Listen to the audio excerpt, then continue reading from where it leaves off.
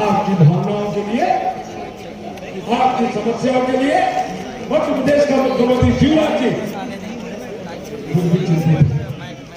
ये मैं आपको विश्वास दिलाने आया हूं, करने के लिए आया हूं। कोई भाषण देने नहीं आया। रुचि नहीं होती तो तुलसी सिलावट और गुरुराम चौधरी कभी इस मंच में नहीं आते।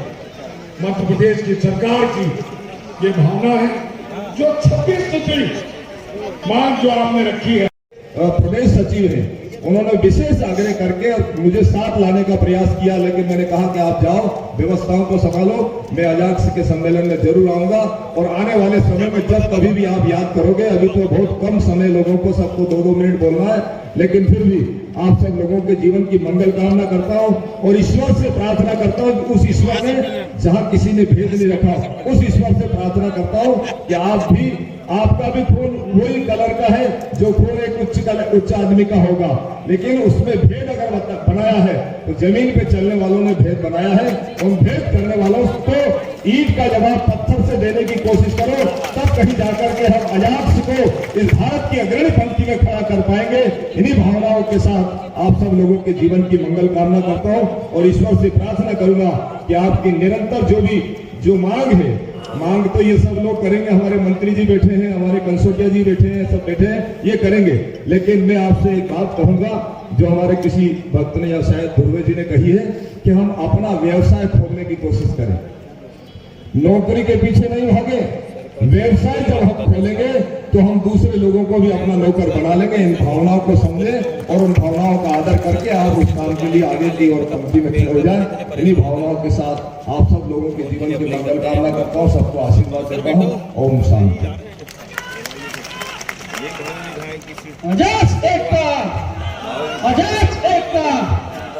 आवाज बहुत कम आ रही है कि आज कोई क्लास 1 है, कोई आगे काम कर रहा है, देश में भी काम कर रहा है। कई हमारे साथी विदेश में जाकर भी अपनी सेवाएं देकर साइंटिस्ट भी बनकर यहाँ पर रिसर्च का काम भी हमारे भाई बहन कर रहे हैं। जो कई बातें ऐसी आई हैं जिनके बारे में निश्चित रूप से मैं एक सरकार का प्रतिनिधि होने के नाते आपको ये कहना चाहता हूं कि ऐसा नहीं कि सरकार काम नहीं कर रही है।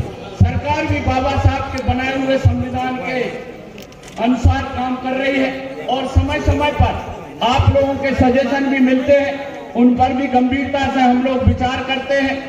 चाहे वो किसी भी अपने बच्चों को पढ़ाए लिखाए और जो 50-50 हजार रुपए का, 1-1 लाख रुपए का मोबाइल जो जेब में रखते हैं, वो मोबाइल 10,000 रुपए का भी चल सकता है। बात ही तो करनी है।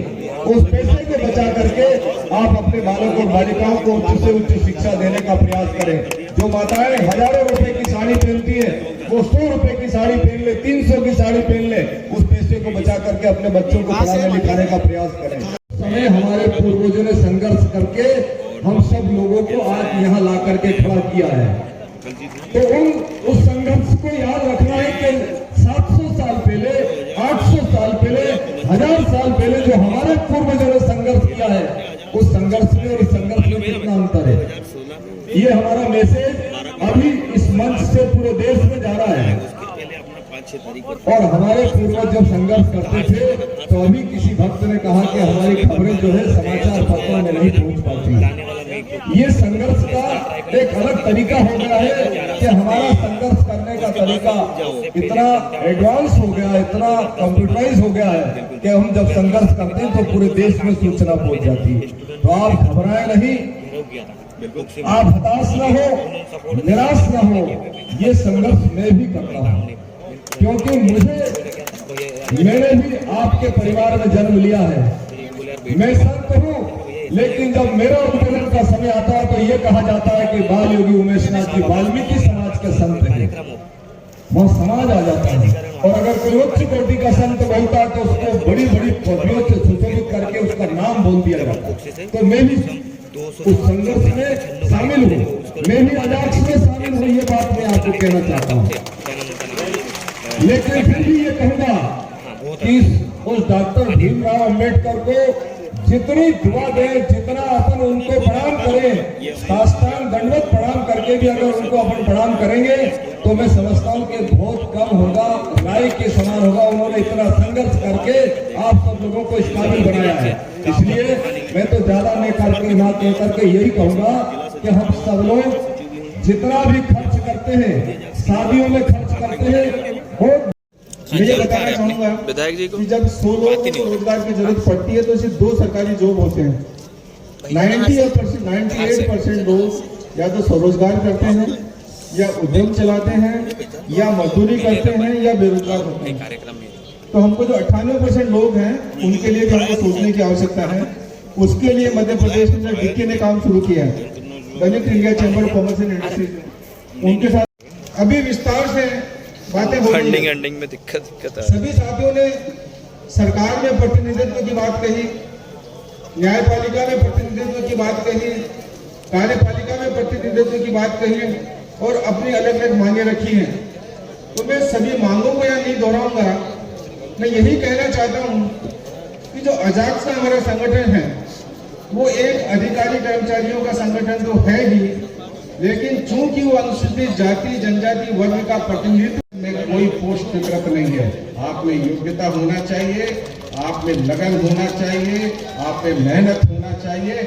आप जो है आज जो है छोटी गाड़ियों में घूमते हो, अगर आपकी मेहनत के बल पे आपकी आर्थिक स्थिति सुदृढ़ होगी, आप BMW में घूमेंगे या फिर जो है मर्सिडीज में घूमेंगे। ऐसी जो है आर्थिक शक्ति अपने को लाना चाहिए। और इस ओर जो है हमारे लोग, खास करके मैं उन लोगों के लिए कह रहा हूँ जो ओवर एज हो गए हैं या फिर जो है कम जो है किसी भी पोस्ट की जांच की जाए, ताकि जो हमारे हम लोगों के साथ अत्याचार हो रहा है, अन्याय हो रहा है, उसमें कमी आ सके।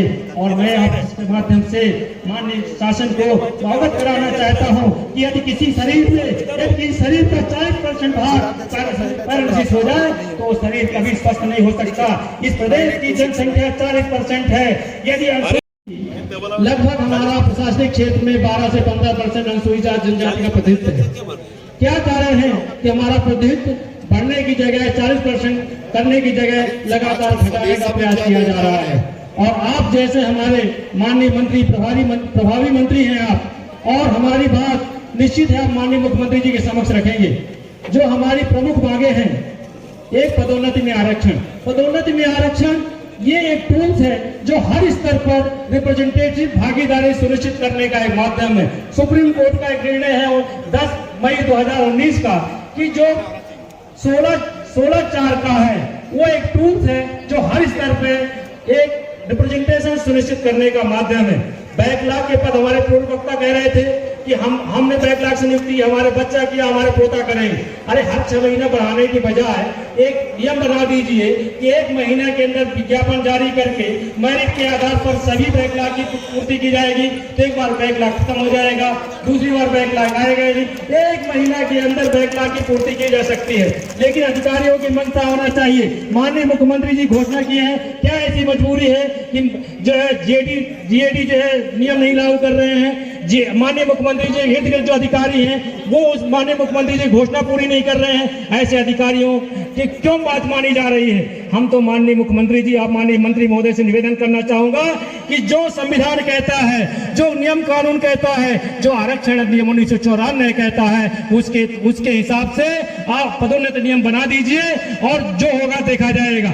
और अभी आप देखिए हमारे माननीय स्वास्थ्य मंत्री महोदय बैठे हुए हैं। अभी हम निवेदन कर रहे थे कि स्वास्थ्य विभाग में जिस तरह हमारे साथ जो है भेदभाव किया गया, जो नियम जारी किया गया है, आपको डार्क में रखा, अंधेरे में रख के किया गया है कि सभी लोगों का इससे हम पदोन्नति कर रहे हैं। माननीय मंत्री महोदय निवेदन करना चाहूंगा, ये दिखाने के लिए है, जैसे हाथी के दिखाने के दांत अलग होते हैं, खाने के अलग होते हैं। ये हमारा समय आरक्षण समाप्त करने का है, तो आप अपने पावर का उपयोग करें माननीय मंत्री महोदय और इसको निरस्त किए। मेरा आपसे विनम्र निवेदन है।